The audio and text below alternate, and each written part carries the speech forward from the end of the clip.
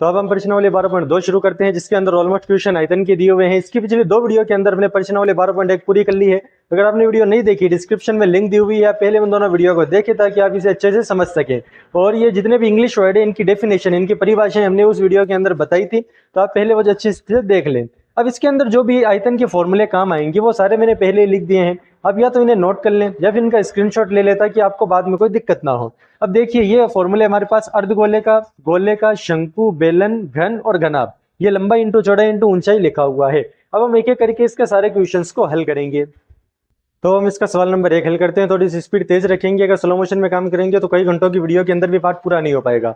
देखिए, हमारा ये पहला प्रश्न है, एक ठोस अर्धगोले पर खड़े एक शंकु के आकार का है जिसकी त्रिज्या 1 सेंटीमीटर है। देखिए, कुछ इस प्रकार की आकृति जो आपको स्क्रीन पर नजर आ रही है। अब इसके अंदर देखिए, ऊपर शंकु है और एक अर्धगोला है, दो आकृतियां हैं। तो आपको शंकु की और अर्धगोले की दोनों की आकृतियों को जोड़ना है। शंकु और अर्धगोला दोनों के आयतन को जोड़ना है। दोनों का आयतन निकालिए, जोड़ दीजिए, सिंपल है। देखिए, शंकु के आयतन का फॉर्मूला भी शुरुआत के अंदर मैंने आपको बताया कि शंकु के आयतन का फॉर्मूला है 1/3 पाई आर स्क्वायर एच। अब फॉर्मूले तो देखिए आपको खुद याद करने पड़ेंगे। फॉर्मूले एग्जाम के अंदर आपको कोई बताने नहीं आएगा, ना मैं बताने आऊंगा ना आपके टीचर आएंगे। फॉर्मूले आपको खुद याद करने पड़ेंगे। 1/3 पाई आर स्क्वायर एच प्लस अर्धगोले का हमारे पास आयतन का फॉर्मूला होता है 2/3 पाई आर क्यूब। क्यूब यानी घात 3 और स्क्वायर यानी घात 2।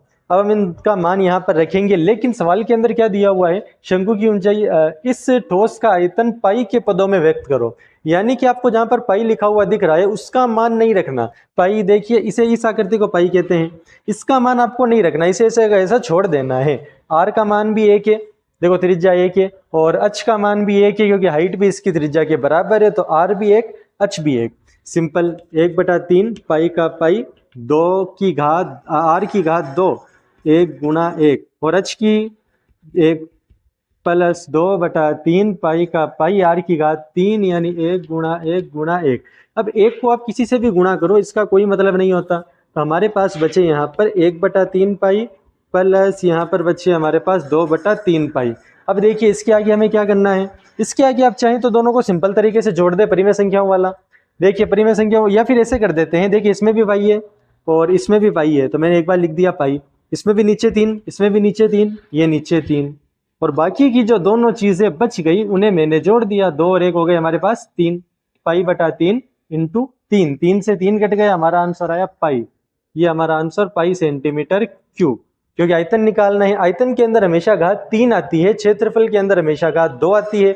सवाल में सेंटीमीटर था तो हमने सेंटीमीटर लगा दिया। पाई का मान क्यों नहीं रखा, क्योंकि सवाल कह रहा है इसे पाई के पदों में व्यक्त करो, तो हमें इसमें पाई का मान नहीं रखना और बिना पाई का मान रखे इसे हल करना है। इस प्रकार बड़ी आसानी से पहला सवाल हल हो गया। अब हम इसका दूसरा सवाल हल करते हैं। तो चलिए हम इसका सवाल नंबर 2 हल करते हैं, तो इसका दूसरा सवाल जो कि स्क्रीन के ऊपर लगा दिया गया है, जिसके अंदर एक इंजीनियर के विद्यार्थी रचेल से एक पतले एल्यूमिनियम की शीट का प्रयोग करते हुए एक मॉडल बनाने को कहा गया जो एक बेलन के आकार का है और दोनों सिरों पर 2 शंकु जड़े हुए हैं। मॉडल का व्यास है 3 सेंटीमीटर, ऊंचाई है 12। यदि प्रत्येक शंकु की ऊंचाई 2 हो तो इसके अंदर मौजूद हवा का आयतन ज्ञात कीजिए। यानी आपको टोटल उसका आयतन निकालना है। तो देखिए, इस आकृति के अंदर हमें आयतन कैसे निकालना है, कुछ इस प्रकार की आकृति हमें प्राप्त होगी। अब इसके अंदर सबसे पहले देखिए, हमें बेलन के आकार की आकृति मिली और ऊपर और नीचे 2 शंकु लगे हुए मिले, और हमें बताया गया है कि टोटल हाइट है इसकी 12, टोटल हाइट, और शंकु की जो हाइट है वो है हमारे पास 2। हाइट नहीं, शंकु की, हाँ से ये शंकु की जो हाइट है वो है हमारे पास यहाँ से यहाँ तक 2, और ये भी शंकु की यहाँ से यहाँ तक 2। अब टोटल 12 है, 12 में से 2 ये कम कर दो, 2 ये कम कर दो, 2 2 गए 4, 12 में से 4 गए, पीछे बचे 8। तो ये बेलन की ऊंचाई हमें मिल गई 8। बेलन का 6 8, बेलन की हाइट, और शंकु की हाइट है हमारे पास 2।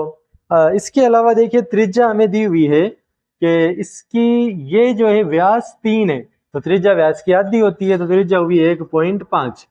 ये हमारे पास त्रिज्या। अब देखिए, हम फॉर्मूला लगाएंगे और हम इस सवाल का हल बड़ी आसानी से कर देंगे। सबसे पहले देखिए, हमारे पास शंकु का फॉर्मूला, शंकु की आयतन का फॉर्मूला, शंकु के आयतन का फॉर्मूला है हमारे पास 1/3 पाई आर स्क्वायर एच प्लस ये बेलन के आयतन का फॉर्मूला, बेलन का आयतन का फॉर्मूला है हमारे पास पाई आर स्क्वायर एच। लेकिन शंकु देखिए 2 है, तो 2 बार फॉर्मूला लिखने से अच्छा है कि हम इसे 2 से गुणा कर देंगे। अब देखिए, पाई का मान तो दोनों में सेम होता है, आर का मान भी इन दोनों में सेम है, तो हम पाई और आर का मान एंड में रख लेंगे। वैसे अगर आप यहाँ रखें तो भी उत्तर वही आएगा, बट हम पाई का और आर का मान एंड में रख लेंगे ताकि उत्तर आसान हो सके। अब वैसे भी आजकल आप जानते हैं कि सब आसान के चक्कर में रहते हैं, सब आसान ढूंढते हैं कि आसान रास्ता कौन सा हो, तो इसका हमने आसान रास्ता यही निकाला है। सबसे आसान यही है कि हम पाई आर का मान एंड में रख लेंगे, इससे कैलकुलेशन थोड़ी छोटी हो जाएगी। सबसे पहले इन दोनों को गुणा कर दो, 2/3 पाई आर स्क्वायर का मान हम एंड में रख लेंगे, पाई आर स्क्वायर। एच का मान देखिए शंकु के लिए एच का मान है 2, तो शंकु के लिए एच का मान 2 plus pi r square end में रखेंगे और इसके लिए एच का मान है 8 बेलन के इंटू 8। 2 को नंबर को गुणा कर लेंगे। देखिए जब भी नंबर दिए हुए हैं साथ में इंग्लिश वर्ड दिए हुए हो तो हम नंबर को तो गुणा कर लेते हैं, बट इंग्लिश वर्ड भी अगर दिए हुए हो तो हम उनसे खाली पास में रख देते हैं, यही इसकी गुणा है। नंबर को गुणा कर लो, 2 दूनी 4, 3 का 3 पाई आर स्क्वायर। ये यहाँ तो कोई नंबर है ही नहीं, तो 8 पाई आर स्क्वायर खाली पास में रख दिया, ये हो गया। अब देखिए इसके अंदर भी पाई आर स्क्वायर है, इसके अंदर भी पाई आर स्क्वायर है, तो दोनों के पाई आर स्क्वायर को 2 बार लिखने की जगह मैं 1 बार लिख देता हूँ और बाकी बची हुई संख्याओं को 1 बार लिख देता हूँ। अब इनकी नॉर्मली जोड़ होगी, जिसके नीचे कुछ नहीं होता उसके नीचे आप मन से 1 लगा सकते हैं। देखिए यही वो काम है गणित के अंदर जो आप मन से कर सकते हैं। गणित में कोई काम मन से नहीं चलता, लेकिन ये एक ऐसा काम है नीचे 1 लगाना या 1 से गुणा करना, ये आप मन से कहीं पर भी कर सकते हैं। नीचे 1 लगा दिया। अब इसके बाद परिमेय संख्याओं की जोड़, मैंने आपको पहले भी बताया था, इस पर हमारी अलग से वीडियो मौजूद है जिसकी लिंक डिस्क्रिप्शन के अंदर दी हुई है, आप जाकर के वो देख सकते हैं। हम नीचे वाले दोनों को गुणा करेंगे, इसे 1 से और इसे 3 से। अब 1 से तो गुणा करके मतलब है नहीं, 3 से कर लेते हैं। अगर नीचे किसी से आप गुणा करें तो ऊपर भी आपको उसी से गुणा करना पड़ेगा, तब ये सही होगा, वरना गलत हो जाएगा। पाई आर स्क्वायर और 4/3 प्लस 8 दिया 24, 3 के 3। अब नीचे वाले 3 को हम लिख देंगे 1 बार और ऊपर वाले 24 और 4 को हम जोड़ देंगे। पाई आर स्क्वायर और 4 और 24 को जोड़ा तो यह है हमारे पास 28 और नीचे लिख दिया हमने इसके 3।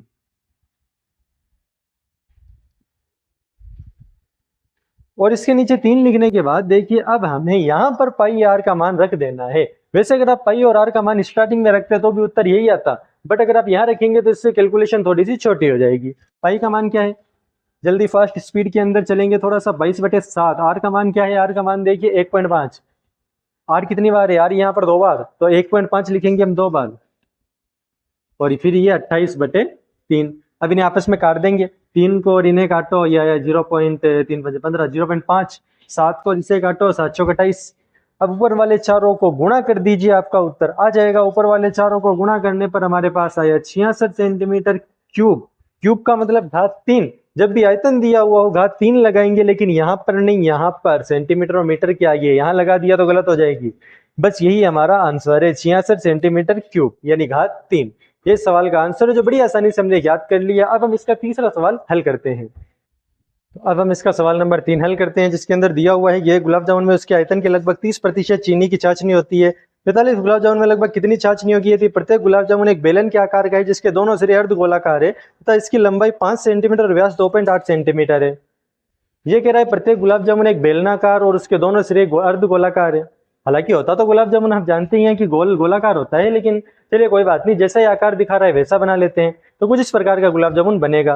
अब इसके अंदर देखिए ये कह रहा है कि बेलनाकार है और दोनों सिरे आपके अर्धगोलाकार है और साइज हमें दिखा रहा है इसके तकरीबन है कि ये 5 है और जो आपकी ये अर्धगोलाकार है इनका व्यास जो है वो 2.8 है और त्रिज्या जो होती है व्यास की आधी, 2.8 की आधी होगी 1.4, 1.4 इधर 1.4 इधर। तो 5 में से 1.4 और 1.4 कम कर देंगे तो पीछे बचेंगे 2.2, तो अपने बचे ये 2.2।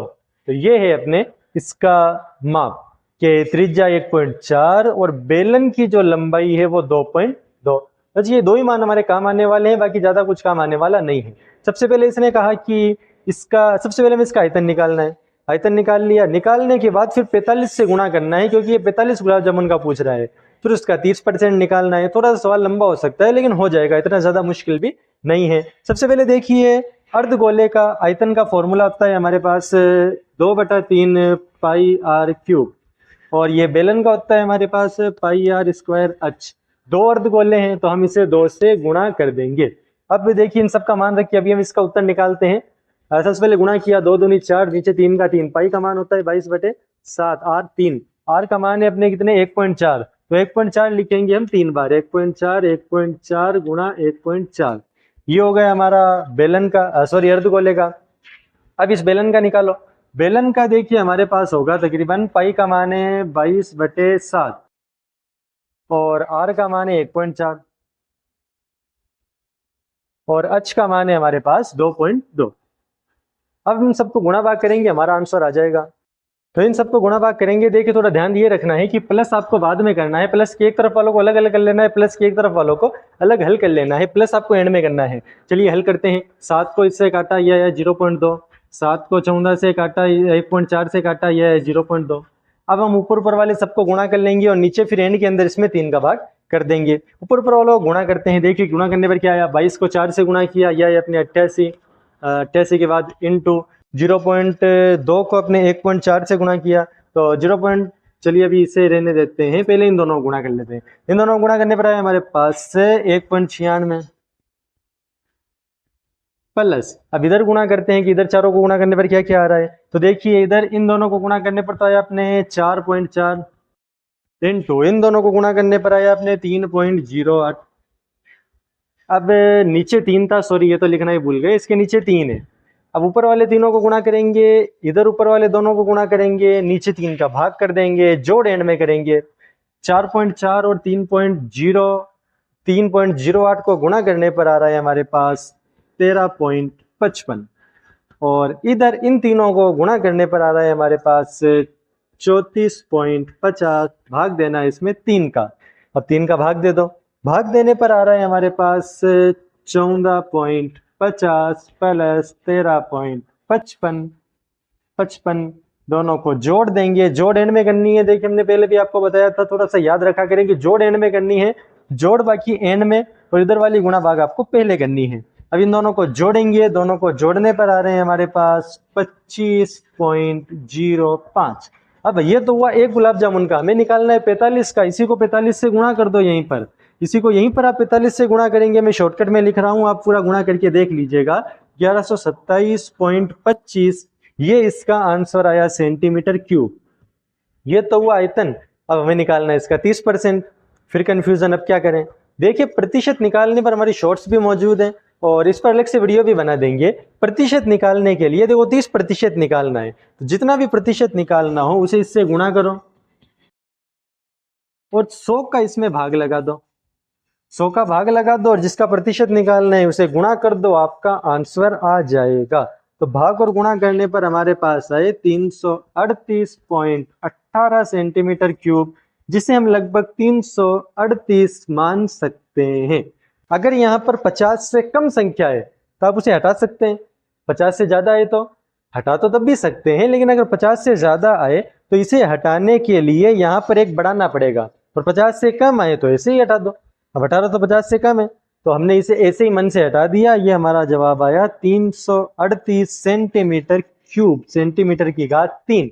ये इसका फाइनल आंसर है। कंफ्यूज नहीं होना। सबसे पहले हमने आयतन निकाला, आयतन निकालने के बाद 45 से गुणा किया और फिर इसका 30% निकाल दिया, 30 से गुणा 100 से भाग करके, और हमारा आंसर आ गया 338 सेंटीमीटर क्यूब।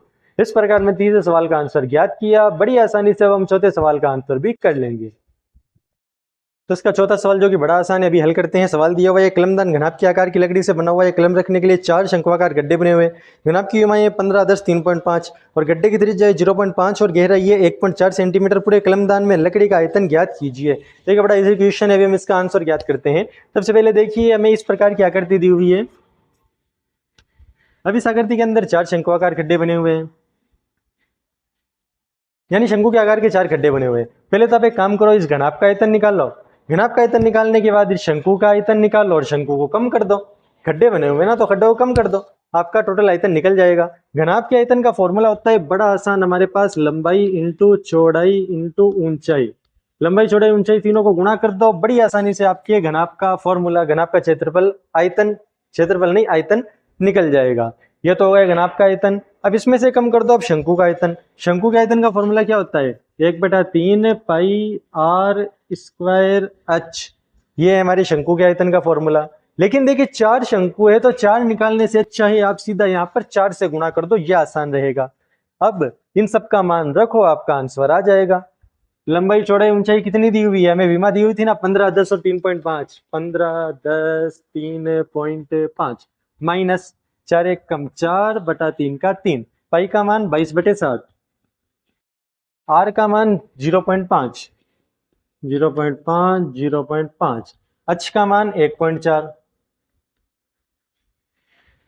चलिए अब इन सबको गुणा भाग करेंगे, हमारा आंसर आ जाएगा। पहले इन तीनों को गुणा करते हैं, 15 × 150, 150 को 3.5 से गुणा किया, हमारा आंसर है यहाँ 525 माइनस। अब इन्हें गुणा भाग करते हैं, इन्हें गुणा भाग करने पर देखते हैं क्या आंसर आता है। इन्हें काटा 0.2। अब हम इन सबको गुणा भाग करेंगे, तो गुणा भाग करने पर 22 को 4 से गुणा किया 88, 3 का 3, 0.5 0.5 और 0.2 इन सबको आपस में गुणा किया तो हमारे पास है 0.050। मैंने यहाँ डायरेक्ट कर दिया, लेकिन आपको पूरा सिस्टमेटिक तरीके से करना है ताकि आप सही आंसर निकाल सके।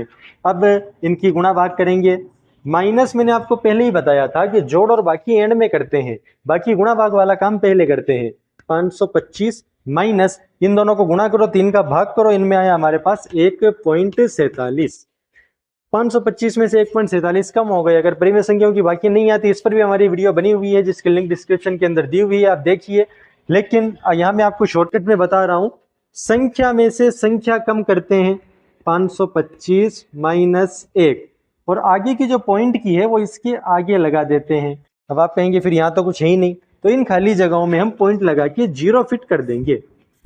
अब ये बाकी करेंगे, तो ये बाकी करने पर हमारे पास आंसर आया 3 5 पॉइंट के नीचे 0.4 से गए 3 2 5, 523.53 सेंटीमीटर क्यूब, यानी सेंटीमीटर की घात 3। ये हमारे इस क्वेश्चन का आंसर है, जो कि बड़ा आसान था। लेकिन इसके लिए आपको कैलकुलेशंस आनी चाहिए, थोड़ी रफ कॉपी के अंदर प्रैक्टिस करिए, आपके सारे सवाल बड़ी आसानी से हल हो जाएंगे और 10th के अंदर अच्छा स्कोर करने से आपको कोई रोक नहीं पाएगा।